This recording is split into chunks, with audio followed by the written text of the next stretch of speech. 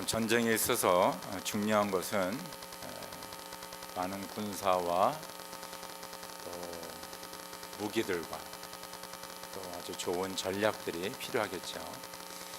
그러나 그런 것들이 전쟁에 승리하는 것은 아닙니다.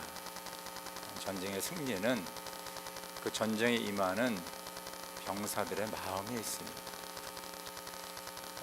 그래서 그들의 마음에 이 전쟁에 대한 확신이 있고 담대함이 있으면 때로는 좀 숫자가 적어도, 때로는 무기가 좀 부족하더라도, 때로는 전략이 좀 약하더라도 승리할 수가 있습니다.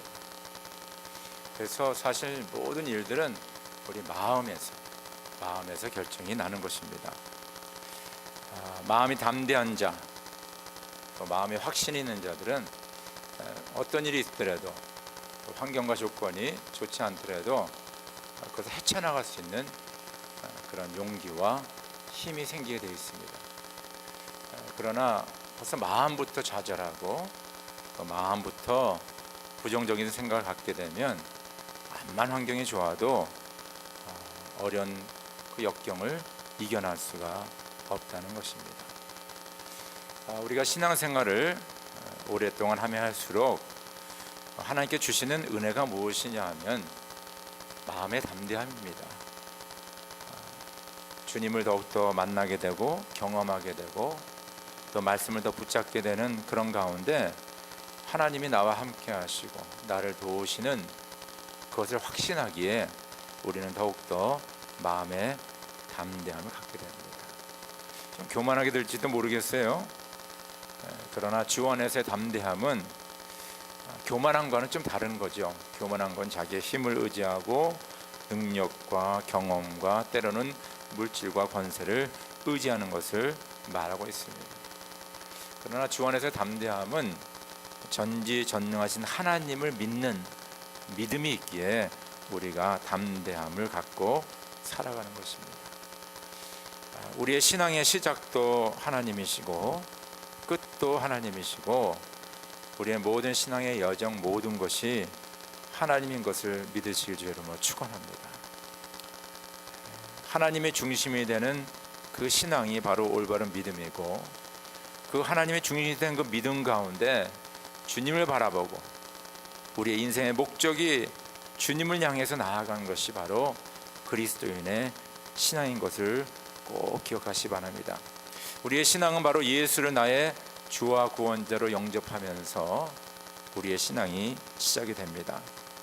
우리가 그 안에 거하면서 예수 그리스도의 뜻을 강구하고 또 주님의 말씀에 순종하며 매일매일 살아갈 적에 그것이 바로 담대한 우리 신앙인의 삶인 것을 우리가 알 수가 있습니다. 우리가 읽진 않았지만은 요한일서 5장 4절 말씀 보면 하나님에게서 태어난 사람은 다 세상을 이기기 때문입니다. 세상을 이긴 승리는 이것이니 곧 우리의 믿음입니다. 여기 우리의 믿음은 나의 믿음이 아니라 바로 전지전능하신 하나님을 믿고 의지하는 그 믿음을 말하고 있다는 것입니다. 자, 우리에게 이 믿음이 있다는 것은 하나님의 축복입니다. 왜냐하면요, 이 믿음이 없는 세상 사람들은 여러 가지 어려운 문제와 또 환경에 처했을 적에, 또 상처와 아픔 가운데 있을 적에, 혹은 고통과 환난 가운데 있을 적에 그 문제들을 해결할 능력이 없습니다.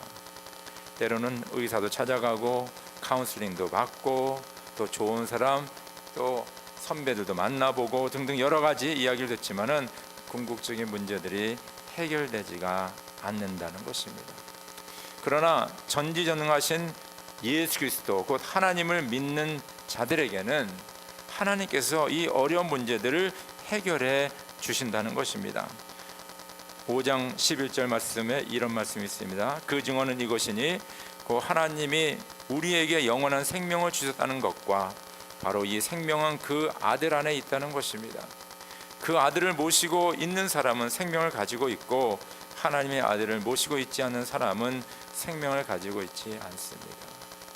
그 예수를 믿고 예수를 받아들인 자들에게는 바로 예수 그리스도의 생명이 있기 때문에 어떤 문제들이 있을지라도 우리가 예수 안에서 그 생명으로 승리하게 된다는 것입니다. 할렐루야.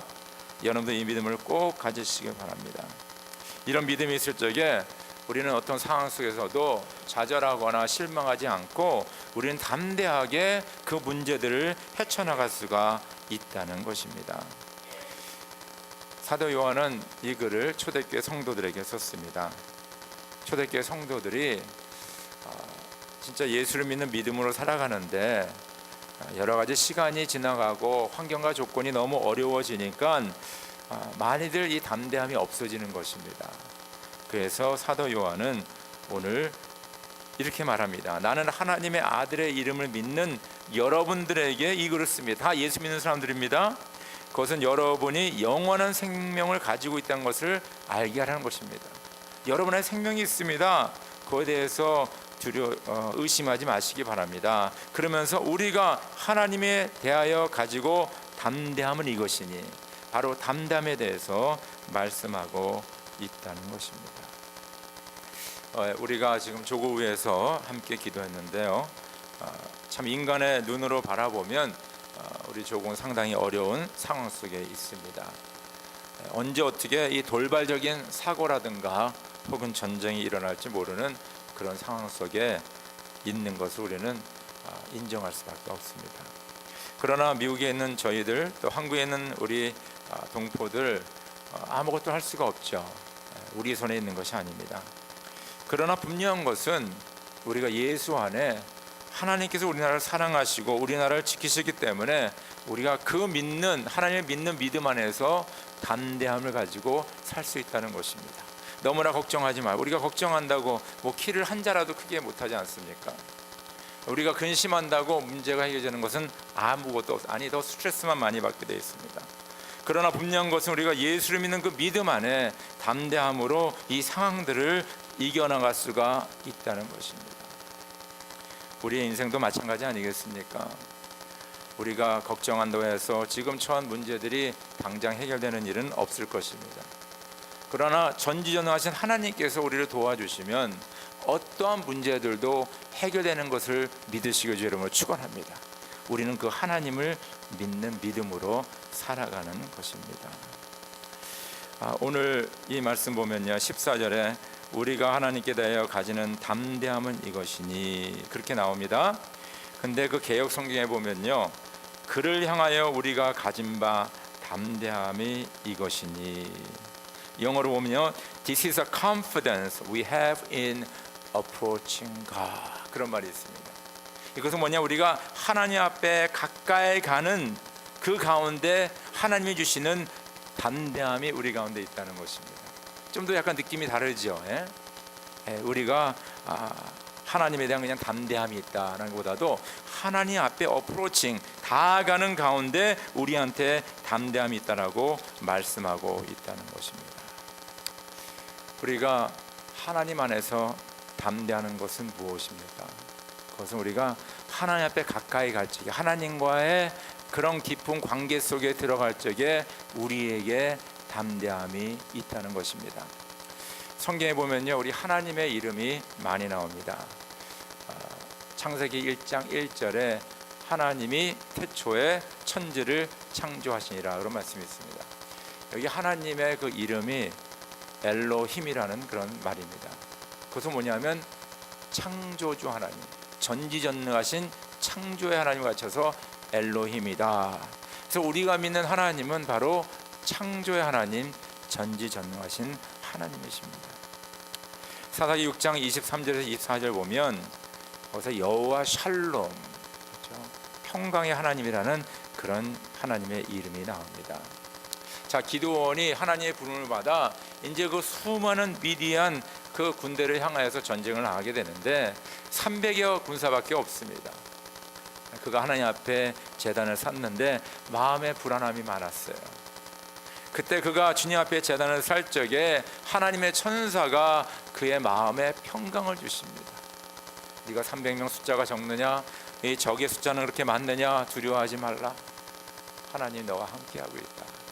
그러면서 그 두려움과 초조함을 다 물리쳐 주시고 그의 마음에 평강을 줬을 적에 그가 여호와 샬롬하고 부르짖었다는 것입니다.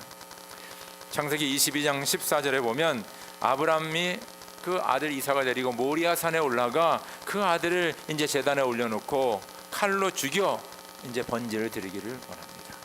그때 천사가 그를 하여금 죽이지 말라 스톱시키고 저기 보니 저기 양이 있는 것을 발견하게 됩니다. 대신 아들 대신 그 양을 하나님 앞에 바치지 않습니까? 그때 아브라함이 고백한 것이 여호와 이레다, 준비하시는 하나님이시다. 준비하신 하나님. 저는 이 말씀 묵상하면서 아마 여러분도 그렇고 저도 그렇고 이 세상을 살아가면서 우리를 그 도와주는 손길이 있었습니다. 기억나시는 분들이 있을 것입니다. 근데 가만히 영적으로 바라보면 하나님이 그분들을 우리 주변에 준비해 놓았다, 저는 그렇게 생각합니다. 저 같은 경우도 미국에 유학 와가지고 참 어렵게 공부하고 있을 적에 그 같이 성경 공부하는 친구가 저한테 미국 고등학교에 가서 일하면 시간당 9불씩 받으니까 좀 알아보라고.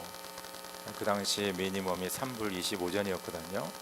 그러니까 저에게는 파타임 일하면서 풀타임 일한 만큼 돈을 벌 수 있는 기회였기 때문에 그 친구가 지금도 기억이 나요. 그래서 얼마 전에 그 친구랑 이렇게 통화를 하게 됐는데, 우연히 만나서 나중에 통화하게 됐는데 그 친구 또 저한테 뭘 얘기하냐면요, 1988년도로 기억하고 있습니다. 그때 LA에서 이렇게 선교를 나갔는데 그 친구가 대학생이었는데 그 케냐로 선교를 하게 됐어요. 그래서 저희 같이 공부하는 우리 성경공부 대학 성경공부 학생들이 이렇게 도와주고 그랬는데 뭐 저도 그 나름대로 그 자매에게 성경 공부를 좀 줬습니다. 근데 얼마인지 기억이 안 나요. 그리고 나 도와줬나 그것도 기억이 안 났댔어요. 그러면서 이제 여러 얘기하면서 이제 전화 중에 자기가 그때 선교하러 갔을 적에 제가 도와줬다는 거예요. 그래서 내가 내가 뭘 도와줬냐 기억도 안 나는데, 그러면서 그때 저도 믿어지지가 않아요.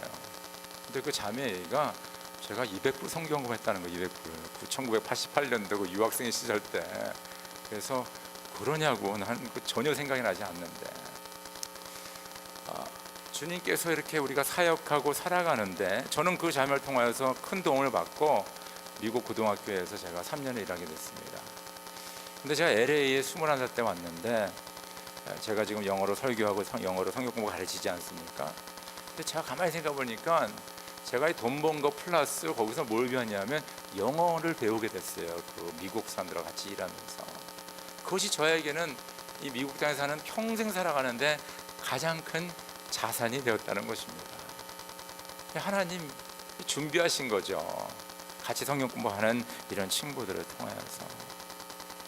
출애굽기 15장 24절에 보면 치료하신 하나님 여호와 라파라는 하나님의 이름이 나옵니다. 그 광야에서 그들이 마시려고 물을 마시려고 하는데 그 물이 썩어 있어서 그 물을 마실 수가 없는데 그 잎사귀를 갖다가 물을 이렇게 쥐었더니 그 물이 이제 마실 수 있는 물이 됐다는 거예요. 그래서 그 갈증에 있는 이스라엘 백성들에게 물을 허락하시는 그 치유의 하나님 여호와를 말하고 있다는 것입니다. 출애굽기 17장 15절에 오면 여호와 니시라는 말이 나오는데 그것은 깃발의 하나님이라는 뜻입니다. 그것은 뭐냐 하면 여호수아가 아멜렉과 전쟁하고 있을 적에 모세와 아론과 훌은 위에서 기도하고 있었고 여호수아는 전쟁했습니다. 그 전쟁에서 승리하게 됐는데 그들이 고백한 것은 뭐냐 하면 하나님께서 앞장서서 깃발을 드시고 우리 전쟁을 승리케 하셨다는 거예요. 바로 그것이 여호와 니시입니다. 창세기 17장 1절에 보면 부어주신 하나님 엘셰다이라는 이름이 나옵니다. 아브라함이 99세가 되었습니다. 주님께서 그에게 나타나셔서 내가 너에게 약속한 것을 이루겠다라고 말씀하십니다.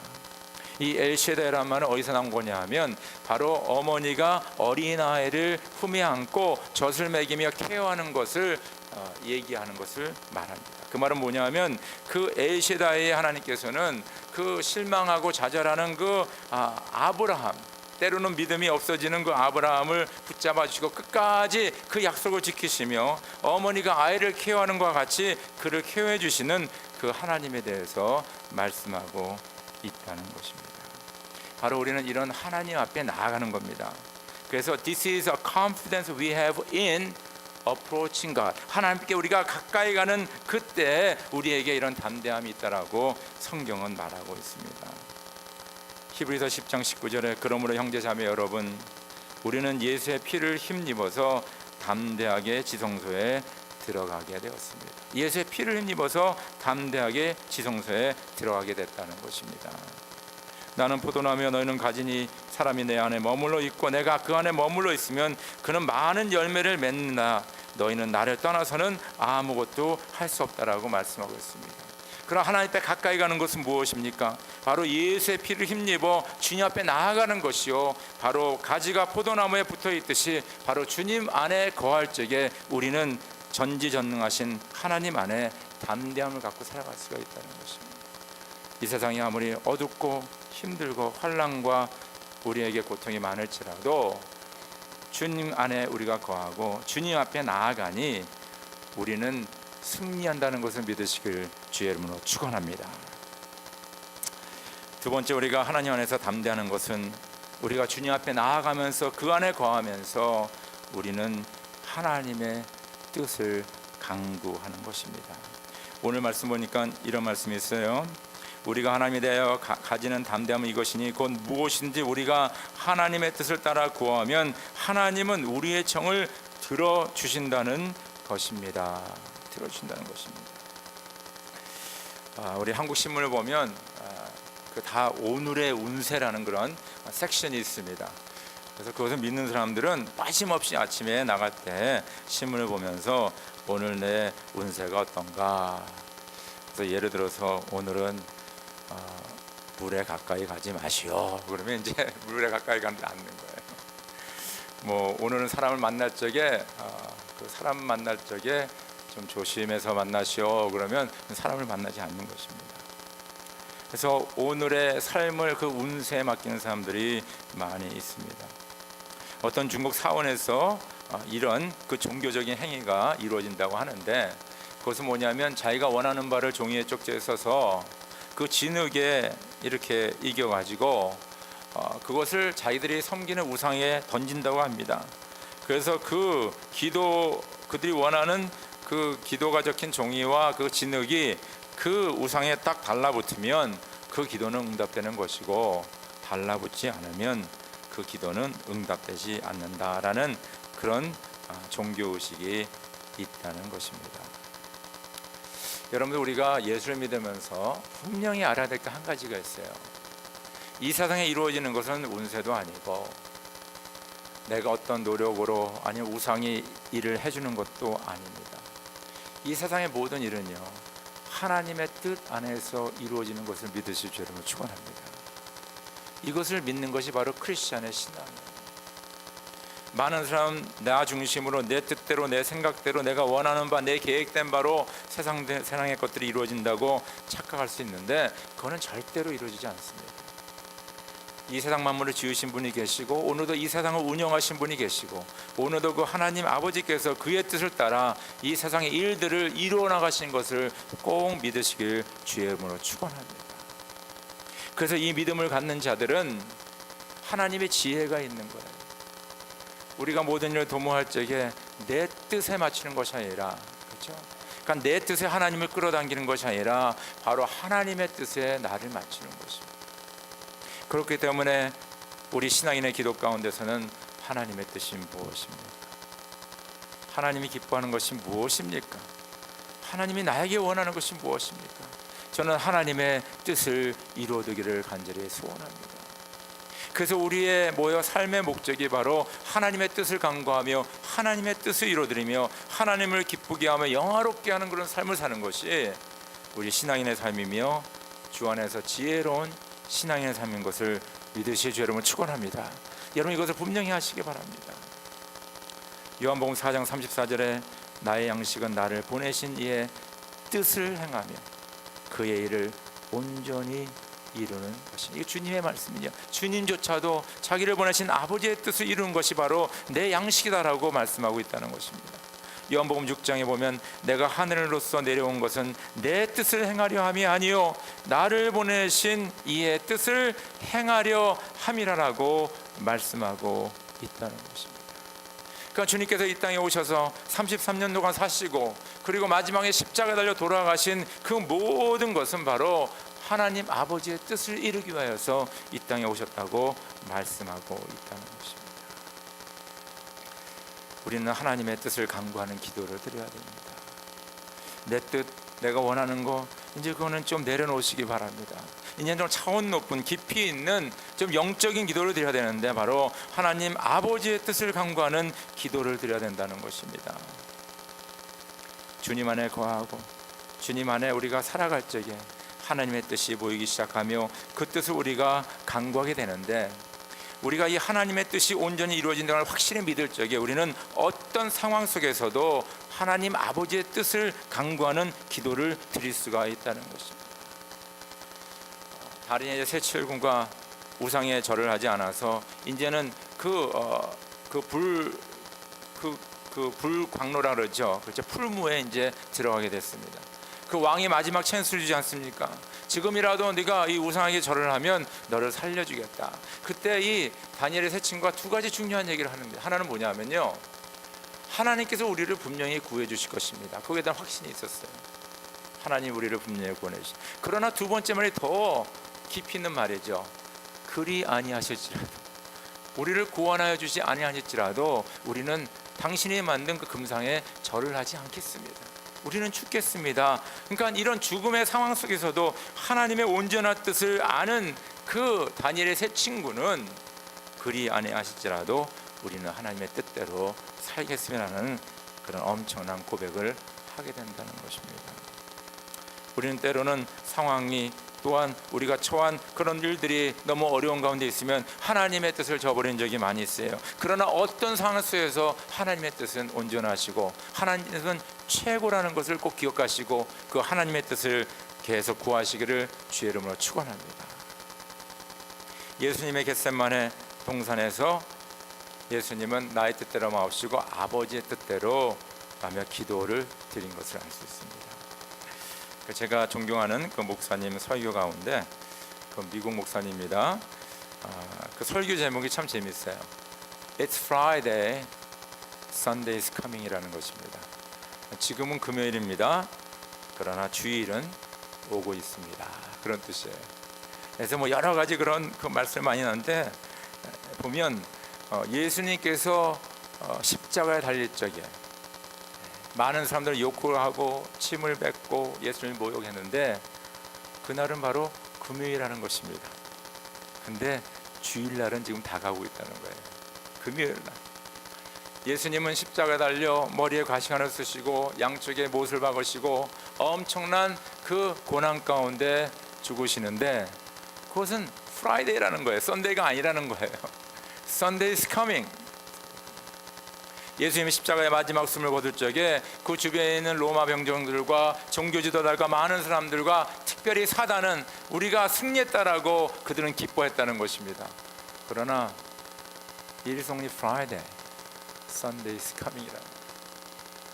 왜냐하면요, 주일날 예수님께서는 부활하셔서 그 모든 사람의 기대와 그 악한 자들의 기쁨을 다 물리치시고 죽음의 권세를 이기시고 부활하셔서 승리하셨다는 것입니다.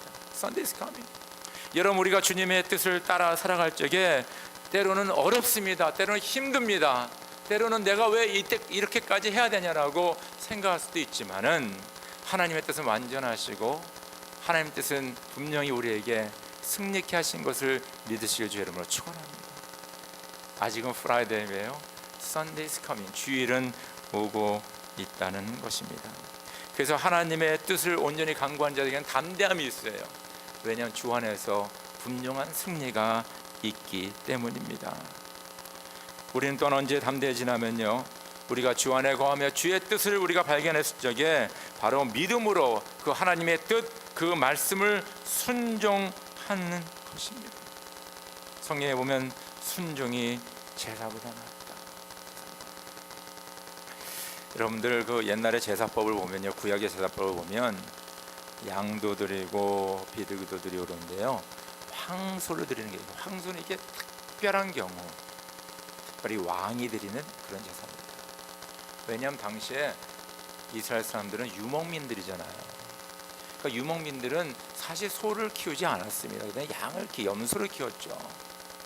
근데 그 소를 하나님 앞에 바친다는 건요, 이거는 특별한 경우에 하나님께 바치는 겁니다. 아주 귀한 거예요, 소는. 왜냐하면 그들에게 없었으니까.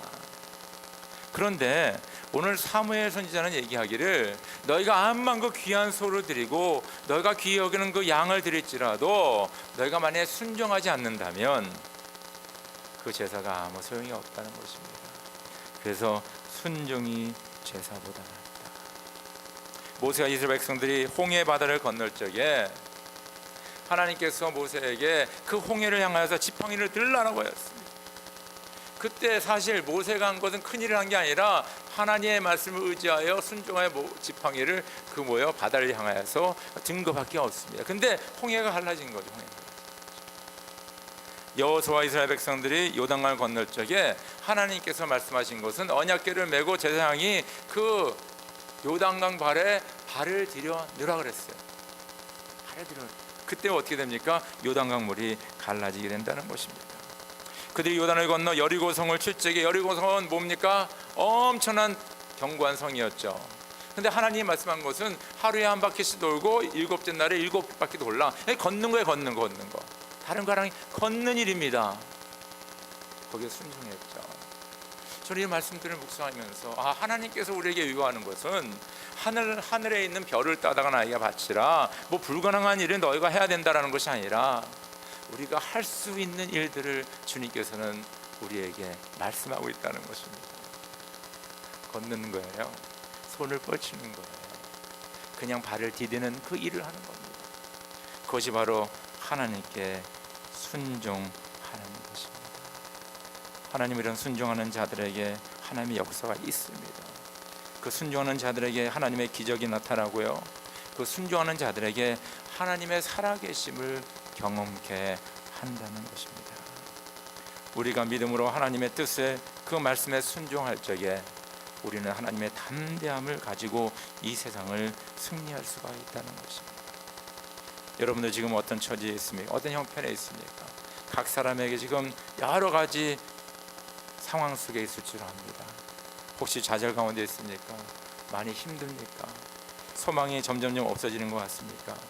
여러분 걱정하지 마시기 바랍니다. 우리는 뭡니까? 천지만물을 지으신 전지전능하신 하나님을 믿는 자들입니다. 아멘입니까? 그들의 자녀들입니다. 하나님께서는요, 저희들을 그냥 놔두지 않으세요. 하나님은 지켜주십니다. 여러분 주님 안에서 담대하시기를 주님의 이름으로 축원합니다. 우리 다 함께 기도드리겠습니다.